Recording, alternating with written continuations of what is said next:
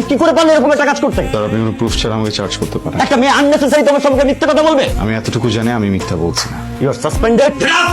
রিঙ্কি শুরু থেকে পিছিয়ে লেগে গেছো আমার। একটা ছেলে এত নোংরা কিভাবে হইতে পারে? আমি কালই তোর ইউনিভার্সিটিতে যাব, ওকে কোর্সে একটা চড় মারবো।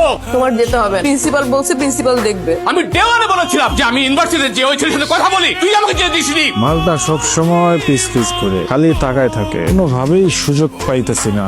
আমরা একটা গেম খেললা, দোষটা ওর উপরে চাপাই দিই।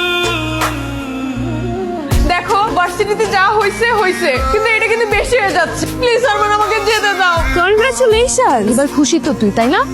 কেন? আরে কেন আবার? ওই আরমানকে শুনলাম কারা জানে, দেখ যাকে চিনিস না জানিস না তাকে নিয়ে উল্টাপাল্টা কিছু বলবি না প্লিজ। শুনলাম তুমি নাকি ঝামেলার মধ্যে পড়ছিলা, একটা ট্র্যাপে পড়ে গেছিলা। Are you okay? ঠিক আছে, একটা বিষয় নিয়ে অনেক সন্দেহ আছে।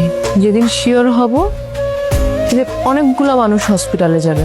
বন্ধু তো কেমন লাগতেছে? ওই ফাইলিং করতে আসছিস আমার সাথে? আমরা এখানে আসিনি। আমাদের কি নিয়ে আসছে? কে নিয়ে আসছে? দেখো কোনো সিন ক্রিয়েট করবা না, ওদের সাথে কোনো রাগারাগিও করবা না। তুমি রাগারাগির অবস্থায় নাই। আমি আসছি শুধু তোমাকে দেখতে, আর একটু রান্না করছি, ভাবছি তোমার জন্য নিয়ে আসছি। তুমি নাকি একা থাকো, ব্যবহারেই বোঝা যায়। পরিবারের সাথে থাকলে তো ব্যবহার এমন হইতো না। খাবারটা হইছে? যাও, ওমা খাওয়াবো না? আমার দুইটা হাত আছে, আমি খেয়ে নিতে পারবো। আচ্ছা এই যে রান্নাগুলো করি, পরিশ্রমগুলো দেই, এগুলো কোনো মূল্য নাই? কি মনে করো এগুলা না খেলে তুমি সুস্থ হবা? হ্যাঁ বল। চাচা, আমার বোন কান্দতেছে কেন?